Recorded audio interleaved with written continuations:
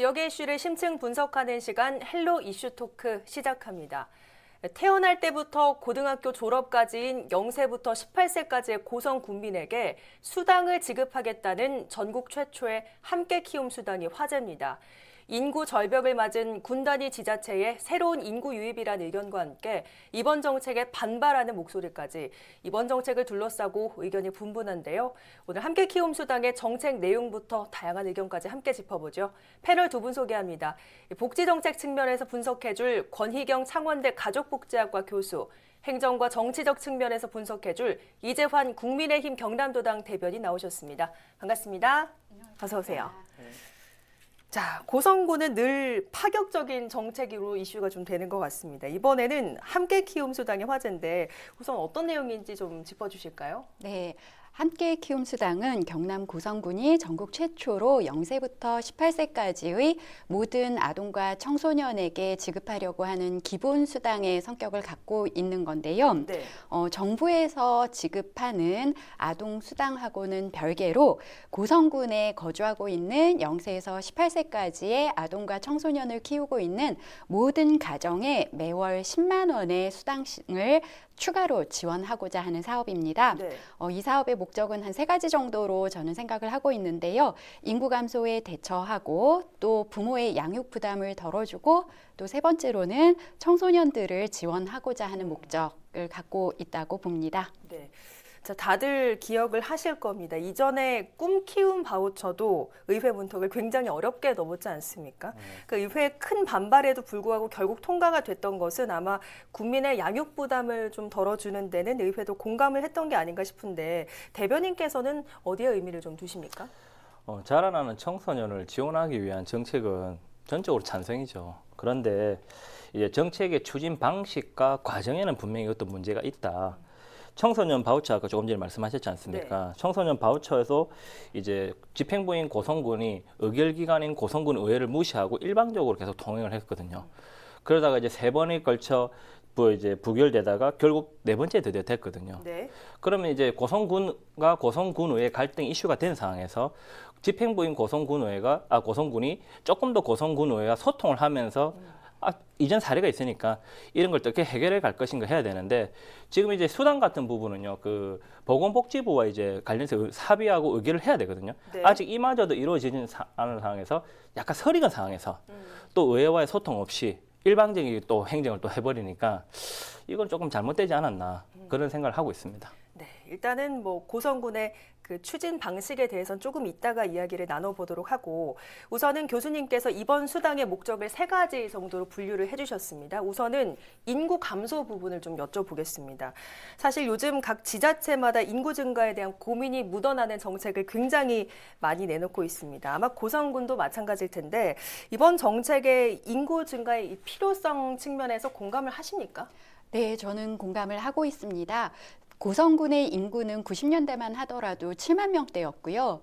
2002년까지는 6만 명대를 유지를 했습니다. 네. 그리고 2003년부터는 5만 명대로 떨어진 이후에 지금 2021년 9월 말 기준으로 겨우 5만 명을 넘은 상태예요. 5만 네. 732명인데 이 중에서 0에서 18세 아동 인구의 비중은 14%인 반면에 60세 이상 인구의 비중이 30%를 넘어서고 있어서 네. UN 기준으로는 초고령 사회에 해당합니다. 게다가 또 지역 소멸 위험 지수라는 게 있는데요. 그 위험 지수가 올해 0.2 이하로 떨어졌어요. 이거는 이 지역이 소멸 고위험 지역이라는 뜻이거든요. 그런데다가 또 고성에서 지난해 태어난 아기의 숫자가 137명에 불과합니다. 네. 그러니까는 인구를 유지하기 위해서 특단의 대책이 필요한 상황이라고 할 수 있죠. 네, 그렇게 볼 수가 있겠네요. 상황을 좀 들어보니까 인구 유입 정책이 꼭 필요한 곳이 바로 고성군이 아닌가 이런 생각을 들게 하는데 자, 사실은 그 애를 낳는 것도 어려운 일이지만 키우는 것도 굉장한 부담이잖아요. 네. 실제로 이번 정책이 추진이 되면 타 지자체 인구가 고성군으로 유입되는데 좀 도움이 될 거라고 보십니까? 그렇죠. 일단 제가 중학생 자녀를 둘 키우고 있는데요. 네. 저부터도 그러면 고성군으로 이사를 한번 가볼까 하는 생각이 드는 걸 봐서는 개인의 입장에서는 굉장히 매력적인 정책이라고 볼 수 있겠죠. 그리고 사실 지역의 인구를 우리가 얘기를 할 때는요, 자연적 증감이 있고 또 사회적 증감이 있는데, 자연적 증감은 사망자와 출생아 수의 차이에 의해서 발생하는 것이고, 사회적 증감은 인구의 유입과 유출에 의해서 발생하는 겁니다. 네. 지금 사회자께서 얘기하신 부분은 사회적 증감에 해당이 되는 것 같은데요. 대부분의 현금성 복지들이 단기적으로는 사회적 인구의 증가를 불러일으키는 걸로 나타나고 있습니다. 근데 이 효과가 장기적으로는 어떻게 될지 사실 잘 모르고, 네. 또 지금 사실 인구 감소세가 특정한 지역을 중심으로 일어나는 게 아니라 전국적인 현상이기 때문에 이게 과연 사회적으로 다른 지역으로부터의 인구를 유입하는 효과를 가질 수 있을지에 대해서는 조금 의문이 드는 건 사실이고요. 네. 그렇지만 이 인구를 유지하고 네. 밖으로 빠져나가는 것을 막는 것만으로도 사실 굉장히 중요한 역할을 할 수 있을 거라고 기대를 하고 있습니다. 네, 어쨌든 뭐 유출을 막는 데는 분명한 효과가 좀 있을 것이다라는 내용으로 정리해 볼 수 있을 것 같습니다.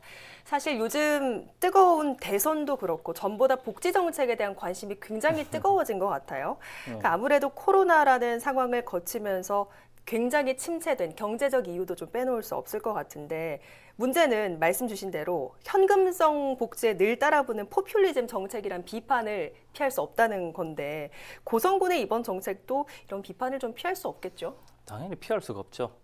고성군의 이번 정책에 대해서 저는 긍정적으로 봅니다. 네. 그 이유가 뭐냐면 이제 고성군을 이번 이제 수당 관련해서 취재한 기자분의 말씀에 의하면 이제 창원에서 이제 거주하던 한 그 부모님이 어머니가 6명의 아이를 돕고 그다음에 통영을 갔다가 고성으로 온 거예요. 7살에. 근데 한 번도 지원을 받은 적이 없는데 고성군에서 이제 아까 학생 바우처 때문에 네. 지원을 받으니까 자기는 되게 좀 도움이 됐다. 그렇겠네요. 예, 그런 도움이 된 부분은 인정을 하는 거죠. 그리고 실제로 고성군이 밝힌 이제 방식도 바우처를 사용한 거잖아요. 네. 바우처라는 건 알다시피 사용을 할 수 있는 곳이 정해져 있습니다. 그러다 보니까 고성군이 이제 이 정책을 강조하기 위해서 밝힌 그 1등이 서점이고 학생들이 네. 쓴 곳이, 그다음에 2등이 알파, 말 그대로 필기구나 뭐 용품이겠죠. 네, 네. 그런데 제가 조금 짚고 넘어가고 싶은 건 두 가지거든요. 포퓰리즘 논란이 있다고 했잖아요. 지금 고성군이 지금 추진하는 수당은요, 현금성 복지입니다. 네. 현금성 복지라는 거는요, 수혜자 입장에서는 마음대로 쓸 수 있기 때문에 굉장히 간편하고 편합니다. 그렇죠. 하지만 이거 다 세금이 재원이거든요. 그럼 뭐 세금으로 쓰기 때문에 이 세금이 어떻게 그 본래 목적에 부합하게 잘 쓰이는지, 네. 그리고 오남용이 없는지 관리 감독할 의무가 당연히 있어야 돼. 왜? 내 돈이 아니기 때문에요. 네. 나라 돈이고 그 국민의 돈이거든요. 그렇기 때문에 그 현금 형식이 아니라 바우처 방식으로 바뀌어야 된다고 저는 보고요. 그다음에 또 가장 중요하다고 느끼는 부분은요, 학생들에 대한 인식입니다. 네. 학생들이 우리 엄마, 우리 아빠, 즉 부모님이 열심히 일해서 번 돈으로 세금을 내었을 때 그걸 나라가 우리에게 돌려준다, 이런 인식으로 받아들이면 굉장히 좋은 방향이겠죠. 네. 근데 막연하게 나라에서 돈 주네? 나한테 돈을 주네? 그럼 나이 성인이 되었을 때 많이 못 받는다. 네. 왜 안 주지? 이런 식으로 혹시 그릇된 인식을 조장하지 않을까? 특히 이제 그 현금성 복지를 가지고 논란이 일 때마다 아이들에게 어떻게 접근하고 이해시킬 것인가? 이거는 굉장히 우리 정치권의 중요한 관점인데, 지금 고성군 같은 경우는 군수와 의회가 지금 대립하는 상황이거든요. 네. 그럼 이 상황에서 지금 과연 이 복지의 대상이고 혜택의 대상인 학생들을 네. 어떻게 받아들일 것인지, 그 부분은 저는 굉장히 우려가 됩니다. 제기해 주신 몇 가지 우려점 충분히 납득이 가는데, 교수님께서는 이번 정책을 포퓰리즘으로 평가하는 데 대해서 어떤 의견이십니까? 사실 모든 복지 정책은 어떻게 보느냐 하는 관점에 따라서 포퓰리즘이라고 비판할 수 있는 여지가 있지요. 네. 그렇지만 이 정책의 경우에는 저는 기본수당으로서의 성격을 어느 정도 띠고 있다고 봅니다. 왜냐하면 지금까지 인구 감소에 대응하는 대부분의 정책들이 기초지자체 차원이나 정부 차원에서 이루어질 때 전부 다 출산 또는 6세 미만의 자녀를 키우는 부모에 대한 지원 중심으로 이루어졌기 때문에 굉장히 단기적이고 근시안적이라는 비판을 받아왔어요. 네. 실제 부모로서는 자녀가 학령기 이후가 되면은 훨씬 더 돌봄이라든지 또는 용돈을 주는 거라든지 이런 양육과 관련된 부담이 훨씬 더 늘어나거든요. 그런데 이 학령기 이후에 자녀를 키우는 부모나 가족에 대해서는 지원이 거의 끊기다시피 하다 보니까 일단 낳기는 낳아놓는데 네네. 진짜 키우는 데는 별로 지원이 없구나라는 생각을 할 수밖에 없었거든요. 그리고 그런 학령기 자녀를 둔 부모들은 또 대부분 중년 세대인데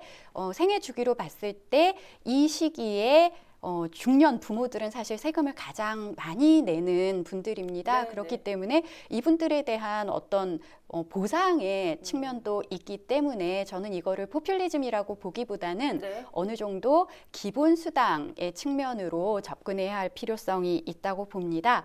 물론 이 출산을 늘리고 인구를 증가시키기 위해서는 일자리도 창출해야 되고 일과 삶의 균형이라든지 또는 그 아이를 낳을 수 있고 키울 수 있는 인프라를 구축하는 것이 굉장히 중요하지요.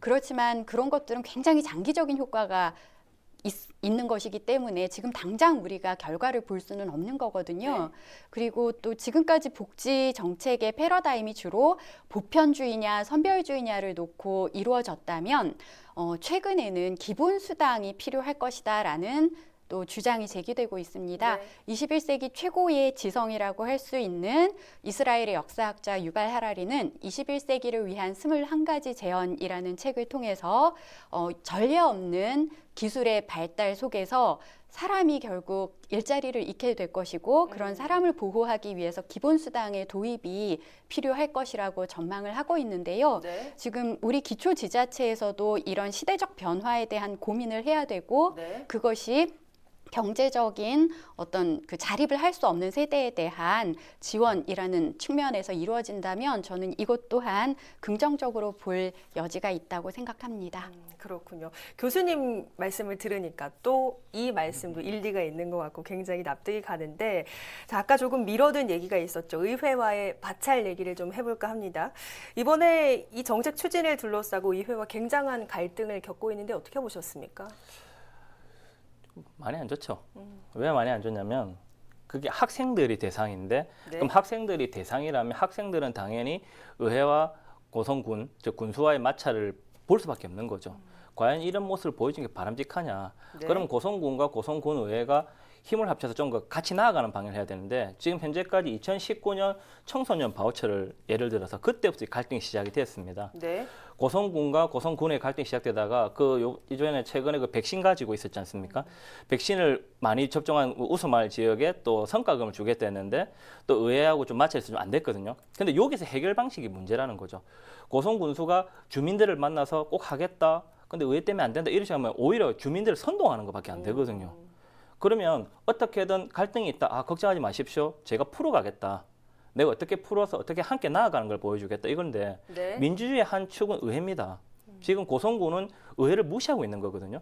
의회 패싱을 자행하고 있는 모습에서 아무리 좋은 취지의 정책이 추진된다 하여도 민주적 절차와 의회 민주주의를 무시한 행위는 절대 바람직하지 않다.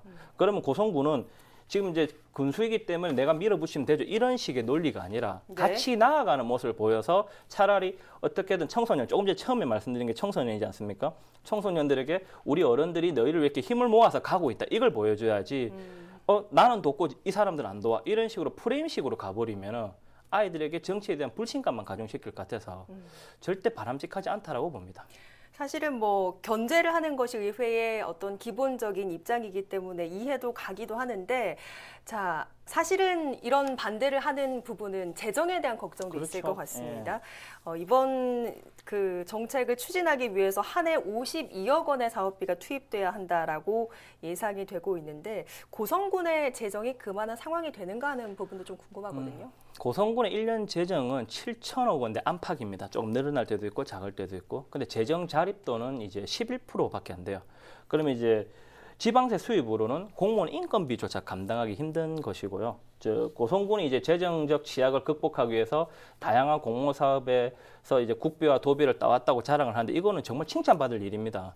하지만 이건 다르게 보면은 고성군을 책임져야 될 고성군의 의무이기도 합니다. 네. 그 의무를 열심히 하는 것에 대해서는 칭찬을 해주는 거죠. 근데 지금 예산이 52억이라고 하는데 크다면 크고 작다면 작은 금액이거든요. 근데 이 금액을 가지고 어떻게 쓰일 것인지 예산은 저는 좀 다르게 보는 게 얼마만큼 크다 작다 이런 개념이 아니라 얼마나 적절하게 적합하게 쓰이느냐를 봐야 된다는 거죠. 지금 이제 이 예산이 필요하다는 건 인식을 해요. 도움이 될 수 있다는 건. 하지만 어떻게 이 예산을 형성하고 집행하는 과정이 적법했는지 민주적이었는지 혹시나 의회를 무시하지 않았는지 그리고 군수님의 말을 그러니까 고성군수의 말을 추종하는 일방적인 이야기만 듣는 건 아닌지 네. 같이 가는 걸 보여줘야 되는 거죠. 즉 예산의 크고 작은 무게가 아니라 문제가 아니라 어떻게든 제대로 가야 된다. 그 부분을 좀 말씀드리는 겁니다. 사실 뭐 말씀해 주신 듯이 이 정책을 추진을 둘러싸고 뭐 재정적인 문제도 있고 의회와의 갈등도 좀 있는 것으로 보이는데 앞으로 어떻게 좀 풀어가야 할지 한 말씀 해주시죠. 네, 이재환 대변인님 말씀에 대해서 저도 동의하고요. 또 한편으로는 이 문제는 사실 복지의 문제잖아요. 그래서 이런 복지에 대한 수당이라든지 이런 것들을 우리가 선거 얼마 안 남고 그리고 서로 시장과 또 의회의 다수당이 다르다라고 해가지고 좀 쟁점화하는 것, 정치 쟁점화한다든지 이런 것은 좀 바람직하지 않다고 생각을 합니다. 네. 지금 현재 우리 고성군이 당면하고 있는 가장 큰 문제가 인구 감소 문제라면 이것을 어떻게 풀어가야 할지에 대해서 정부와 그리고 의회가 함께 고민하는 모습을 보여줄 필요가 있다고 생각을 하고요. 네. 그런 점에서 대변인님께서 지적하신 것처럼 서로 좀 더 존중하는 자세를 가질 필요가 있다고 생각을 합니다.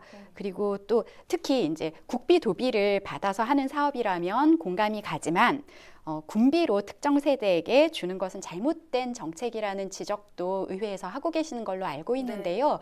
사실 복지 정책이라는 것은 모두 특정한 세대나 특정한 욕구를 가지고 있는 사람들에게 지급하는 것이기 때문에 어떤 경우에라도 특정 세대에 줄 수밖에 없습니다. 그래서 이제는 그 특정 세대를 우리가 전생에 주기로 넓힌다라는 관점으로 접근할 필요가 있다고 생각합니다. 사실은 이번 논란과 관련해서 고성군의회 상황이 여소야대 형국이라서 매 현안마다 좀 부딪히는 게 그렇죠. 아닌가 하는 그런 이야기도 나오는데 여기에 대한 또 제언을 좀 남겨주신다면요. 두 가지 말씀을 좀 드리고 싶어요. 복지는 인간다운 삶을 추구하기 위한 지원이거든요. 정치적 도구가 아닙니다. 네. 그다음에 정치는 합의와 타협의 산물입니다. 지금 고성군을 보시면 이 두 가지가 다 들어있는 거죠. 즉 청소년과 고성 군민을 위한 복지 제도가 정치적 도구가 되어버린 거죠. 네. 조금 전에 이제 교수님 말씀 저는 전적으로 동의를 해요. 서로 좀 존중해서 풀어갔으면 좋았을 텐데. 네. 근데 고성 군수께서 이런 말씀을 하셨거든요. 뭐 소주 한 잔, 소통은 소주 한 잔 하면서 이거 줄 테니 이거 달라. 이런 발언 자체가 저는 문제라고 보는 거죠. 사람들 앞에서. 저 군수면 군수답게 좀 갈등이 있으니까 풀어가겠습니다. 걱정하지 마십시오. 희망을 줘야 되는데 앞에 이제 그러니까 무조건적인 반대로 치부해 버리는 거죠. 그러니까 복지를 만약에 가려고 하시면은 어차피 간단한 거잖아요. 근거 있는 반대도 납득할 수 있어야 되고요. 네. 근거 없는 반대는 최대한 자제하는 그런 좀 품격 있는 정치로 가야 되고요. 그런 그 과정을 위해서는 타협과 소통이 필요한 거죠. 그리고 이제 복지를 말씀하시는데 저는 정치와 복지는 동일하다고 봅니다. 그 네. 이유가 무엇이냐면요. 정치가 존재하는 근본 이유는요. 이웃의 눈물을 닦아주는 거거든요. 네. 이웃의 눈물을 닦아주는 곳에는 복지가 들어갈 수밖에 없어요. 그러면 정치의 본질에 접근해야 되는 거지 정쟁의 도구로 가서는 안 되고 특히 지금 선거를 앞두고 있는 상황에서 이게 지금 추진이 됐거든요. 네. 충분히 의심을 살 수 있는 상황입니다. 왜냐 이게 실제로 지금 의결이 되고 결정이 나긴 좀 많은 시간이 필요해요. 그러면 나중에 선거 때 찬성했다 반대했다 이런 식으로 또 도구로 만약에 사용한다면 그러면 근본적으로 이 정책을 시도했던 그 취지마저도 무색해지니까 참다운 정책, 제대로 된 정책을 가기 위해서는 이제 복지는 정치적 도구로 활용해서는 안 된다. 이 말씀을 꼭 드리고 싶습니다. 알겠습니다. 앞으로 의회와 충분한 소통을 통해서 원만한 합의를 이루어내고 또 국민을 위한 정책들이 추진됐으면 좋겠습니다. 오늘 두 분 말씀 고맙습니다. 감사합니다.